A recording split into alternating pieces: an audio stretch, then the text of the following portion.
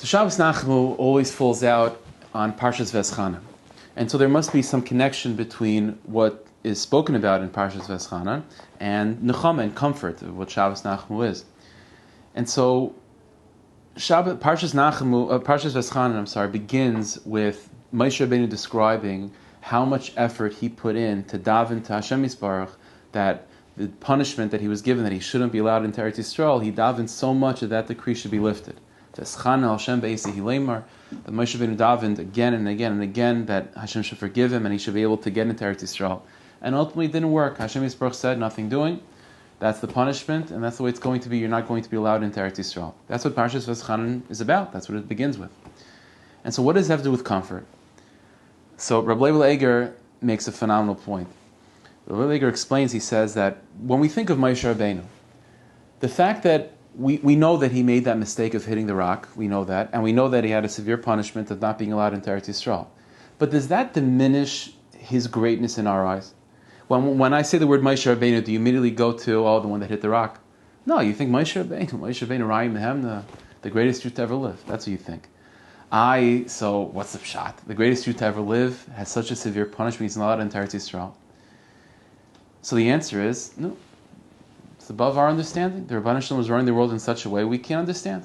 It's one of the chayks. It's one of the things that are beyond human comprehension. How the Rebbeinu Shalom dealt with the Moshe Rabbeinu, and so the sin of Moshe Rabbeinu and his punishment again doesn't decrease his stature in our eyes. We still think of Moshe Rabbeinu as the tzaddik of all tzaddikim.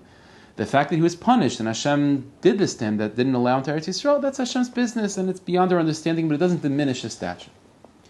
Said Rabbi Eger, that's exactly how we have to think of ourselves the same way. When we went through Tisha B'Av, and we think about all the difficulties and the tsaras, the usual way to process all of that is, we did a lot of averis and we deserved a lot of bad punishment. And when we think of ourselves, therefore, the Jewish people, our stature diminishes in our eyes because of the punishments that we've gotten. But said Rabbi Eger, that's why we learn Parshas Veschanan right now, to remind us of that we're no different than Moshe.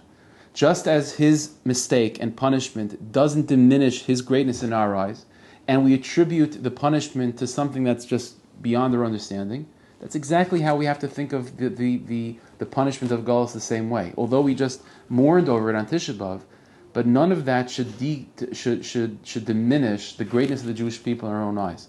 And although we got terrible punishments, but those punishments are coming from a deep place. And although they're attributed to our mistakes, just as Moshe Rabbeinu's punishment is attributed to his mistake, but at the end of the day, it's coming from a much deeper place.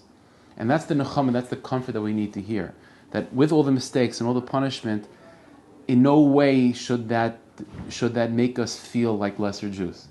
Should that make us feel like lesser people. And just as Moshe Rabbeinu remains Moshe Rabbeinu, we remain Bnei Yisrael. And so Hashem should help, we should be zachah to experience the true Nechema with the redemption of our people. Be as called tzedek meher v'meinu amen.